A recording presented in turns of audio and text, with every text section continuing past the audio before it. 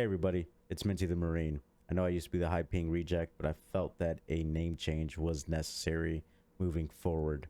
If you're a returning viewer, what I have is going to be entirely new to you, and if you're new to the channel, well, thank you for stopping by. Hopefully you like what you see and you'll stick around.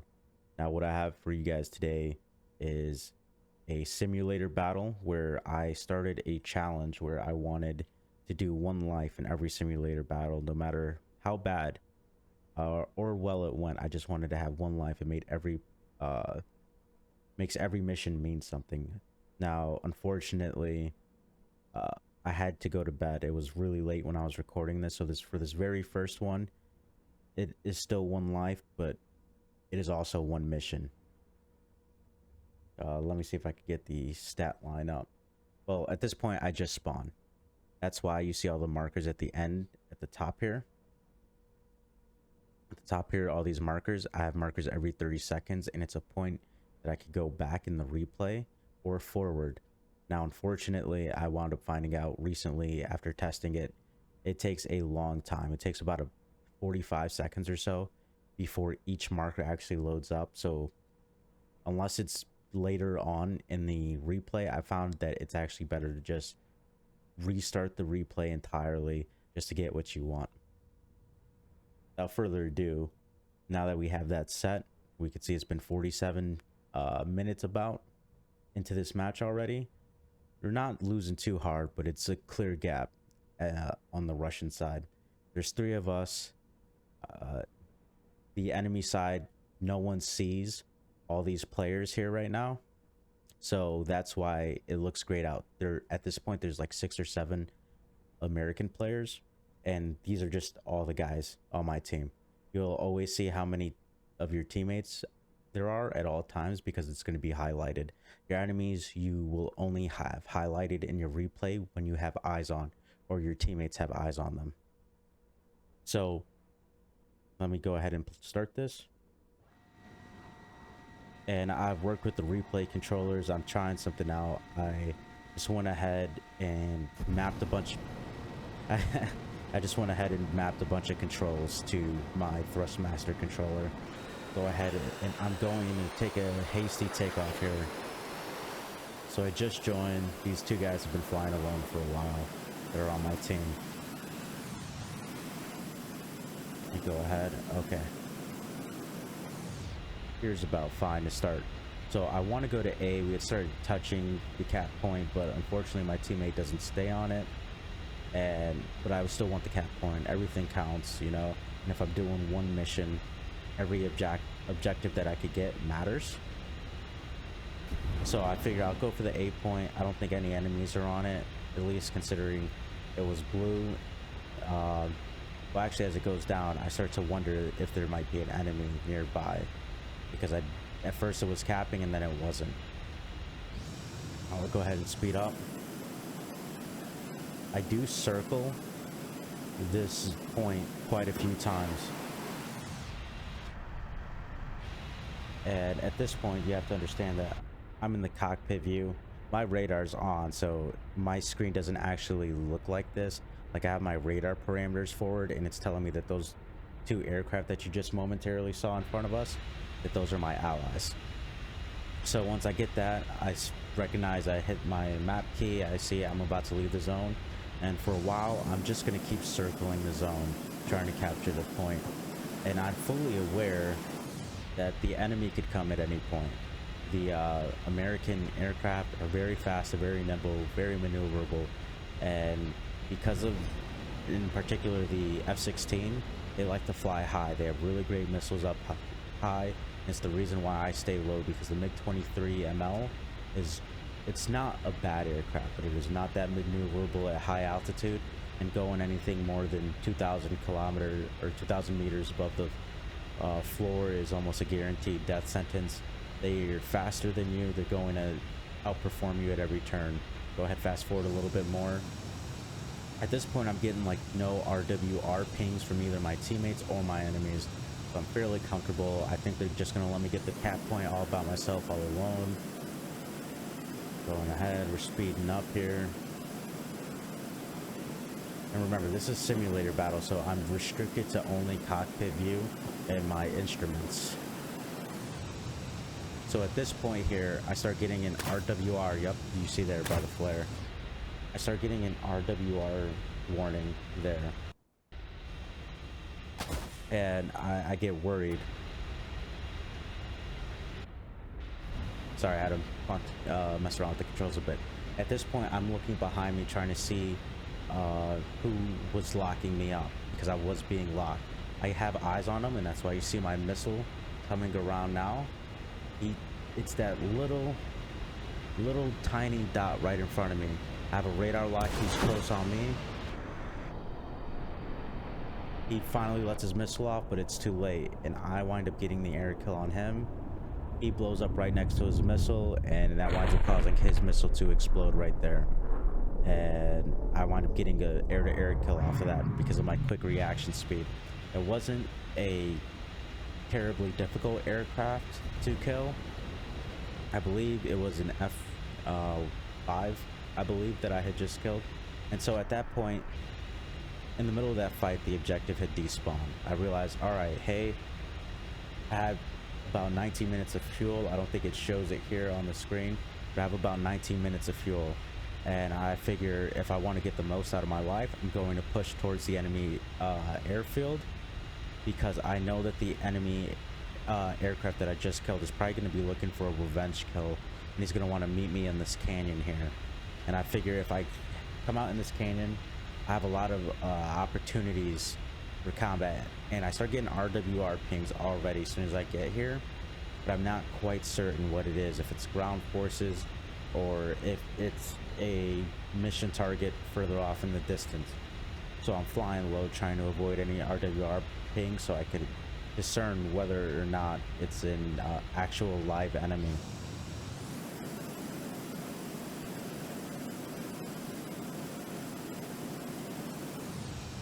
So about here, I'm going to turn towards the airfield. I'm getting ready to circle a little bit here. I'm gonna get to about there, and at this point I am already getting I picked up a radar contact, and I'm getting RWR pings. I'm getting a lock on as well, so I'm looking for that target. You could actually see him in the canyon.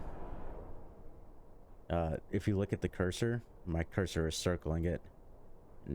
I hate that War Thunder does that sometimes in the replays. It'll just create a gray box right there. That is a live enemy aircraft, and he is on his way towards me.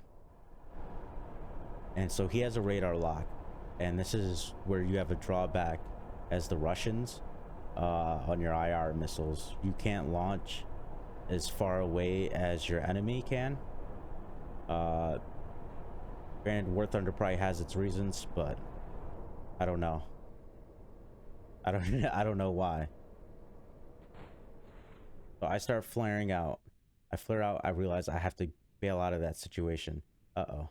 Okay, so I just realized one of my controls are inverted. See the missiles down there? And so what I wind up deciding to do is I'm going to dive straight down into this ravine.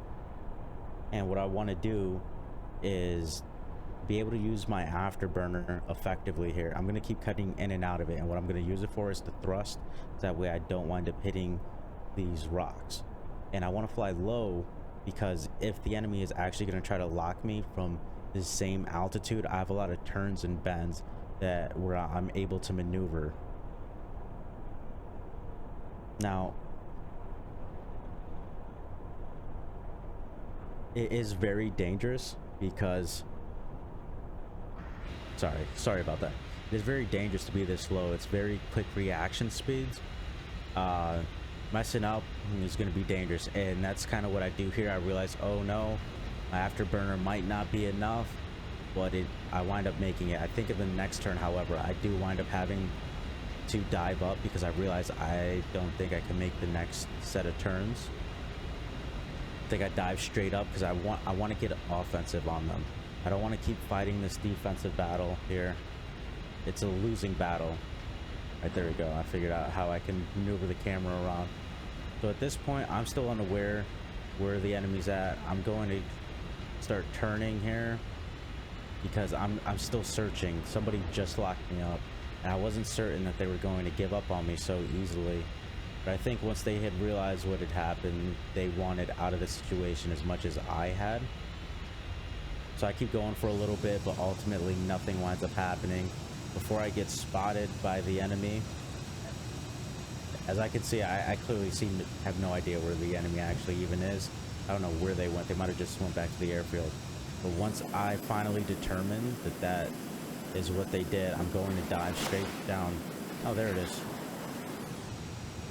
Yeah, that's what it is. Okay, so we wind up fighting again. We're going to dogfight for a little bit. He's behind me. He's in an F-16. Like I said, they're very maneuverable. They're good in the dogfight.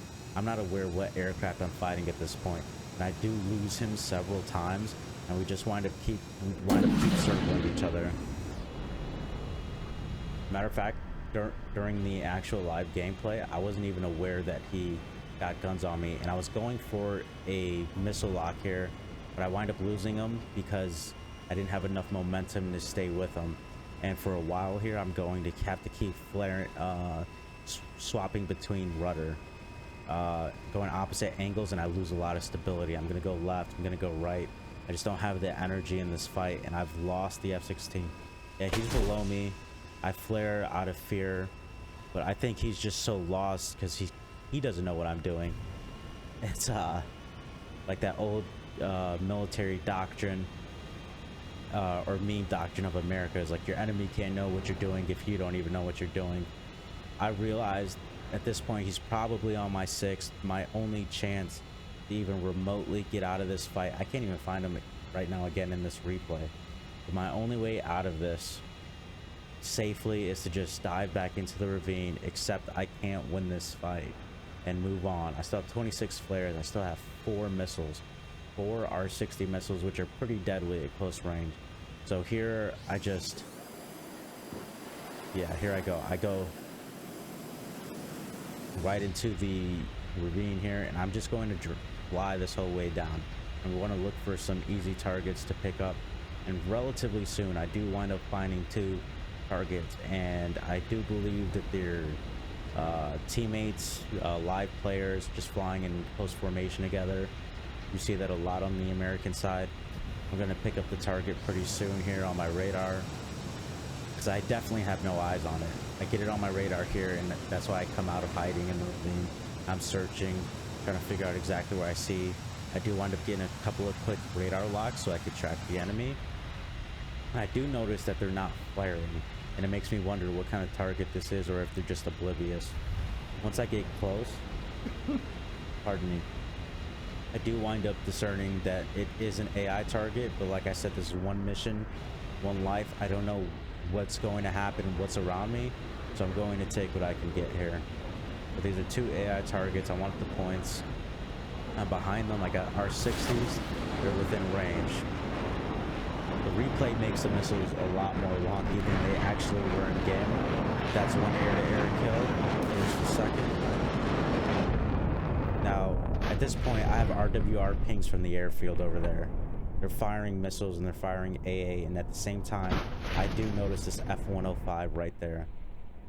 I'm about to turn on Afterburner, I think, actually, because I see him right there. Actually, no, I don't have Afterburner on because I'm afraid of those missiles behind me. But I am aware that F-105, I got my head looking around, and I'm trying to pay attention to where it could be because I can see his Afterburner. And that's the danger of actually going in an Afterburner when you're low to ground. It makes it very easy for you to see where your enemy is.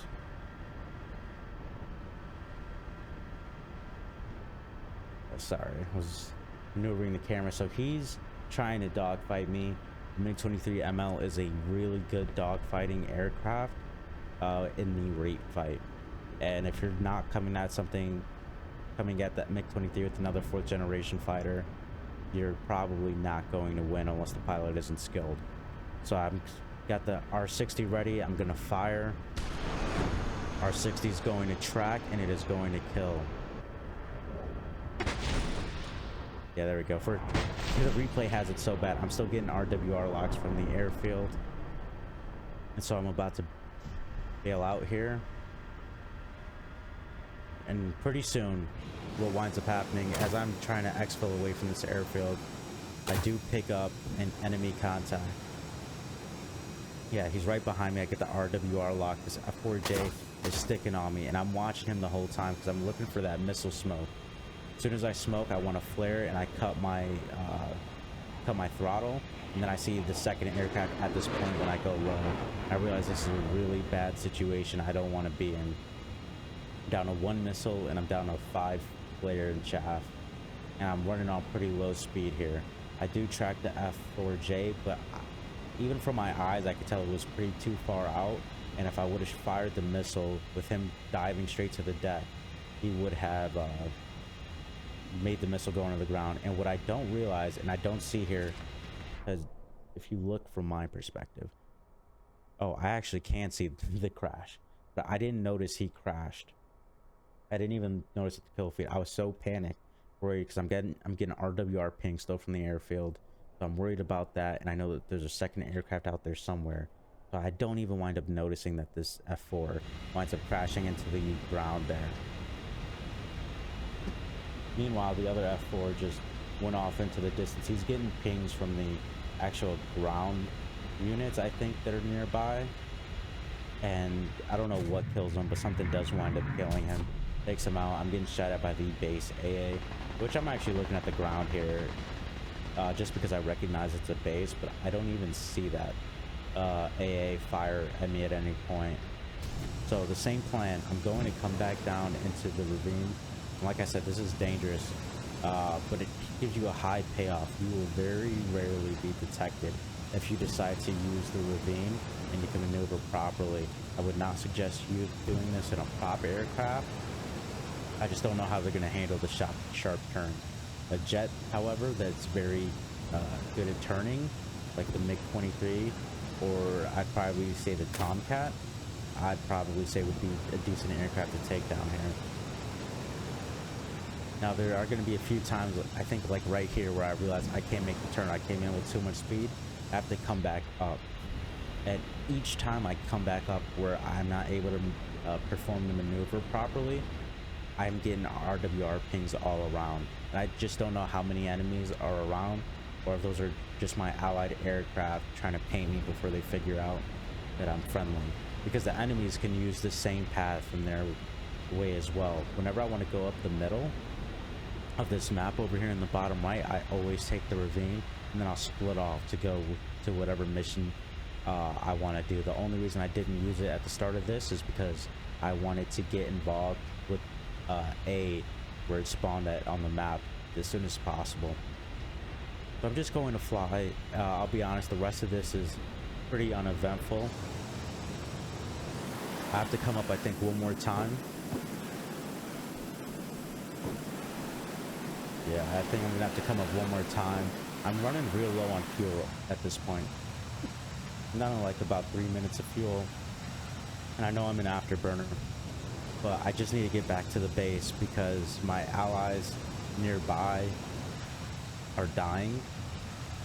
So I'm just worried because I want to land, because like I said before, this is a one-life mission. So I try to value this pilot's life, and it makes it a little more interesting, and definitely test your skills as a pilot as to what you know and how you're going to implement it.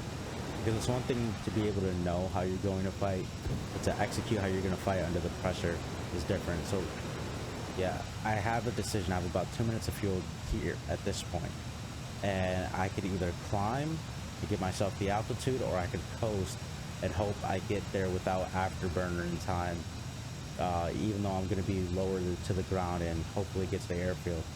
My decision almost always, I'm out of fuel at this point. Am I? No, right here. Okay, yeah, so I'm out of fuel at this point here, and I'm coasting. I can't put my air brakes on too soon, because if I put my air brakes on, I lose my speed. I have no way of getting my speed back. I can't drop my gears too early, because my gears will break from my speed, as well as I can't even utilize flaps because of the type of aircraft this is. It doesn't use its flaps. So here I am, I'm coming in about 900 kilometers. I'm using the like I said, I'm in this view pretty much the entire time, just with my radar active. So at the top left, where you see about 800 going down to 700, that's my speed. And I'm monitoring that, and I'm aware that that's off by about 40 to 60 kilometers at any given point. So I'm just eyeballing it. I'm waiting for about 400, and I'm going to start releasing my gear.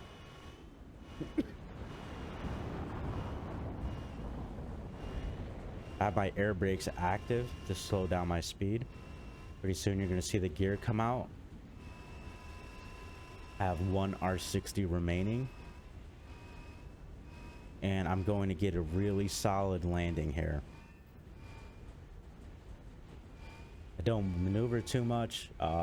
It looks professional almost. I'm really proud of that considering how badly I take off all the time. I'll go ahead, I'll pause that there. There are a couple things at several different points that I think are crucial to note. That first kill, which I kind of zoomed past, unfortunately, a little fast. I was unaware of when I was firing that missile. But what was important was I was assessing where the threat was coming from. I knew I had the RWR ping on my rear, and once I got a visual ID of where the target was, I knew what my aircraft could do. And I noticed the frame of the American aircraft, and I was pretty sure it was a Vietnam era aircraft, and I was comfortable fighting it. And in doing so, I trusted the capability of my machine, because I turned into a head-on, whereas if it was an F-16, I never would have turned that soon. The F-16 or the F-14 Tomcat would have fired missiles in the middle of my turn. I could have flared it, but I never would have been offensive, and I would have eventually lost that fight. That's something that's just going to come with experience and time. Later on, I've learned over time that there's just some fights you can't win. Like that F-16 at the airfield, I wind up bailing out. It appears the F-16 pilot did too, which he shouldn't have. It's a better aircraft. Decent pilot should be able to take me out in it, regardless of what I'm doing. He had the energy advantage. He had every advantage he needed, to be honest, to win that fight. And I acknowledged that he had that advantage. And so I chose to do what I do. I exfilled through the canyon. I came up when I thought I had an opportunity on my radar. I got 2 air-to-air kills on aircraft, and shortly after, I got an air-to-air kill in a very quick dogfight with a F-105. And I maneuvered well enough to where 2 other aircraft that were both on my 6 wound up overshooting me. One got careless and crashed into the canyon, which I just now learned, and the other flew away out of fear because of other RWR pings, because he wasn't maintaining his eyes on me. He was afraid that I was locking him up, and he wound up getting killed by either AA or a teammate of mine. And again, I used the canyon again to exfil back to the base because I wanted to use the terrain to my advantage. Terrain is a huge help in War Thunder. It's going to help you be successful. So these are just a couple things. I'm going to get a little more detailed with I get better with understanding the controls, but I just wanted to get something out there. This was the very first time I tried doing one life. Like I said, 2 air-to-air kills on live players, 2 air-to-air kills on AI. And yeah, I took out even 1 human player is actually huge in simulator, and I guess in top tier it's a little less meaningful, but taking out a player just gives you so much agency over the map. So don't take it lightly if you only get 1 kill in a simulator battle. It is very difficult thing to start doing. Once you start, it gets easier with time. So thank you for watching the replay. If you made it around this far, maybe you like the content, or hope to see more and believe in the YouTuber I can be. So if you believe that, please hit that subscribe button. If you like the video, please like. Tell your friends if you think they're interested in content like this. Thank you for your time, and take care.